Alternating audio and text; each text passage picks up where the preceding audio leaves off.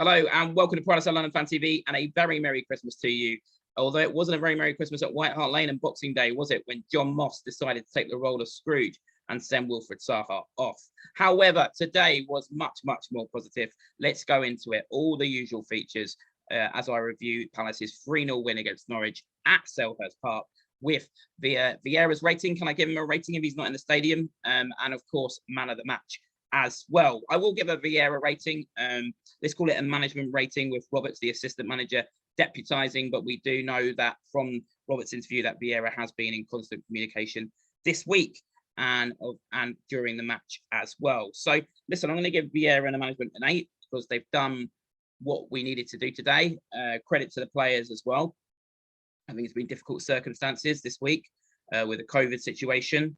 And I think we can take real pride in the professionalism and the pride the players and the management have taken this week, and in particular this Norwich game, in stark contrast to some of the comments from some of the elite managers like Jurgen Klopp. His comments about Burnley and internationals and the 5 sub rule in particular embodied that self-entitlement at the top of the league.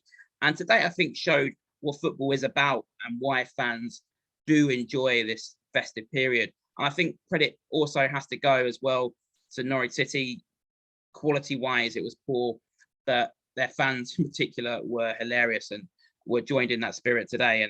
And particular mention to their pitch invader, who gave a very good account of himself when he came on the pitch and was probably Norwich's man of the match. But listen, we did what, in terms of Palace, we did what we had to do today. We could only beat what's in front of you, and what was in front of us really was equivalent to the reduced section in the Isle at Lidl. The quality is very poor from Norwich, but I think, you know, we made it hard for them by, I think in particular, Schlupp, Jordan Ayew and Edouard, whose movement in particular was very good, but their pressing and their retrieval of the ball up high made it very hard for them. And at times, some of the younger Norwich players looked like rabbits caught in headlights up against them. And I think as well, we bossed them the midfield with the strength of Kiate getting up and down. Vincente Guaita, I thought, had a good game in terms of his shot stopping. For me, he's shown why he's number one. There were some question marks over him, weren't there? Lots wanting to see Butland. I think we've seen that now. I think Guaita has shown that he is the number one. I think the main reason really, he's better with his feet and he's more akin to the passing out style that Vieira wants, but he did show his merits as well with a couple of good shot stops, a couple of iffy moments on crosses. Am I being harsh? But it's still a question mark for me, that. Left back Tyrick Mitchell, I thought had a very good game. Some question marks over him going forward in recent games, but he played a very good through ball for one of our goals today. Centre backs, it's just fantastic to have Mark Gahey back in the team, because his pace is just fundamentally important in the Premier League for me. It is such an asset for recovery phases. Him sweeping up when we're in a bit of trouble. For me, a very good performance from him. Anderson, good to have him back. He is so important in terms of our passing out from the back style. However, there were a couple of moments where he lost his man. Maybe I'm being a bit harsh, but I'm thinking back to the Tottenham game as well, where he was probably at fault for one of the goals. There are times recently and this season where he has looked vulnerable defensively. What do you think about that? What do you think? Am I being harsh there? Is there some defensive vulnerabilities that we need to work on with Anderson? Don't get me wrong. I think he's a fantastic player. I'm extremely worried that he pulled up injured at the end of the game, because, as I said, he is so important to our passing out from back style. And we await to see whether he'll be fit for the West Ham game, or whether James Tompkins will have to come in and deputise again against his former team. Up front, I thought, as I said, Schlupp, Ayew and Edouard had very good games. Edouard in particular with his movement. So this is the kind of game he needed, I think. He just needed a goal. And yes, it came from a penalty, but he needed any kind of goal to get some sort of run going again. And after the Tottenham debut, that sort of run didn't continue. And hopefully now he can go on a run. Does he play out front through the middle? Or does he play out on the left? It's definitely going to be an option, him on the left, with Ayew and Zaha both going to the African nations. So let me know what you think about that in the comment section below. What do you think Edouard's best position? Where should he play in the team? Through the middle or off the left? Let me know in the comments. Mateta. Listen, what can I say about Mateta?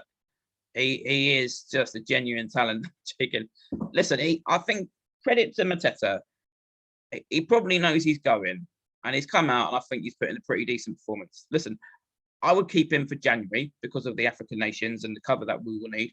Beyond that, probably not. But fair play to him today. It was a really good finish, and he's come in knowing he's probably leaving, to be honest. And some players just probably not care, but he's been very professional, and it was a very, very good goal. So well done to Mateta. Man of the match for me is without doubt Will Hughes, very closely followed by the Norwich pitch invader. But Will Hughes for me was just brilliant today.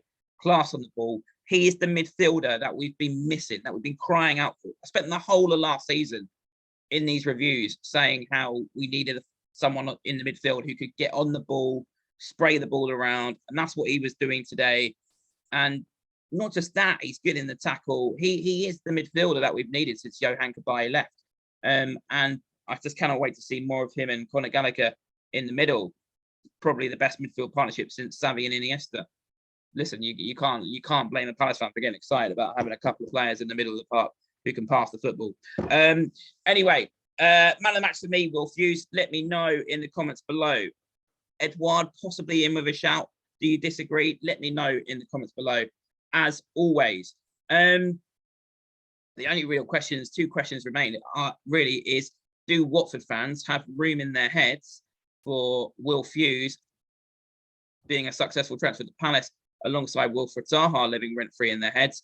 But also, on the subject of Wilfried Zaha, this is the big question. Would you bring him back in the team for the West Ham game following his suspension, following today? Would you bring Wilfried Zaha back in the team? For me, it's a no-brainer. I'm not going to go into the whole temperament thing too much. I think that's another video in itself.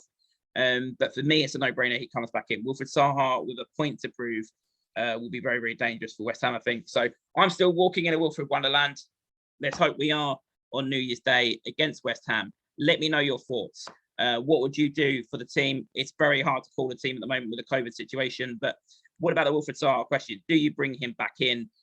Who was your man of the match today? As always, let me know in the comments below, and please press that subscribe button.